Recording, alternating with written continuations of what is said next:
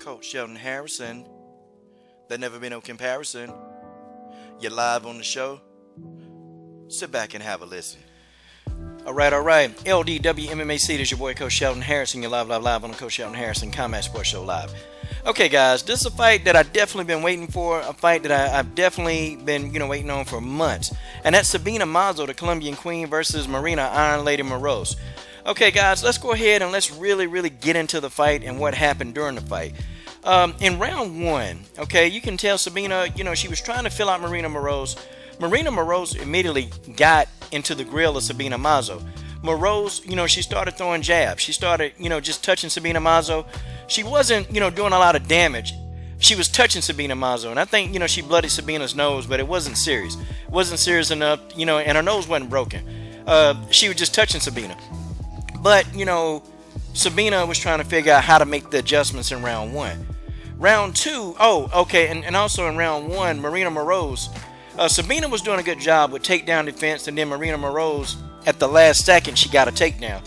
And so she was able to keep Sabina Mazo on her back. But now, what I found interesting, though, and a lot of people don't really know that Sabina Mazo's ground game is actually, it's not bad, it's pretty good. She kept Maryna Moroz from actually doing any damage. Like, she put Maryna Moroz into like a body triangle. And the body triangle, it just immobilized Maryna Moroz. So Moroz, she was trying to rain down punches, but the punches were ineffective. And then Sabina started grabbing her arms and actually, turning her arms and trying to, she was trying to put her into an armbar. The armbar was unsuccessful, but I saw some good things out of Mazo in that round where, she was being very defensively responsible. In round two, it was Maryna Moroz again. She kept the pressure. She put the pressure in Sabina's face. And what I saw Sabina actually beginning to find range. She started, throwing the head kick a little bit more. She started throwing her own jab. She started trying to counter with the left. Maryna Moroz just kept the constant pressure, throwing the strikes. And so it was a little bit overwhelming for Sabina Mazo in round two. Maryna Moroz, she kept trying to get the fight to the ground. Sabina's takedown defense was actually pretty good in this fight. I was impressed with her takedown defense. Round three, Sabina Mazo began to find her rhythm. And she finally made the adjustments that she needed. She made some very good adjustments. So Sabina started throwing the leg kicks as a rangefinder. And then she started hitting Maryna Moroz with a body kick. She hit Maryna Moroz with a very vicious body kick in round three. And you can tell that Maryna Moroz, she kind of she... how a person winces? When you hit them in the stomach, they wince. Maryna Moroz winced and then she backed up. And then Sabina set up with a head kick. And Maryna Moroz, she kind of backed up a little bit. Because, granted, she had been pressuring Sabina the whole fight. Sabina was getting into a nice little rhythm, man. She was getting into a rhythm, and I'm like, okay, so this is what she can do. This is what she's really doing. She made the third round. Sabina was going for the knockout. She was going for the knockout. She caught Maryna Moroz about 3 times with the head kick. And it didn't do what it was intended. Maryna Moroz got real smart. She stopped coming in there, and she kind of started backing up. And also, Sabina Mazo, when Maryna Moroz started trying to charge in, Sabina started meeting her with a knee.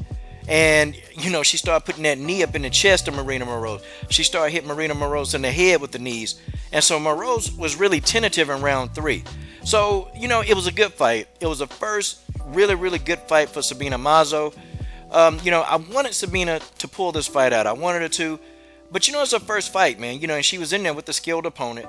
And, Sabina's going to grow. She's going to grow from this.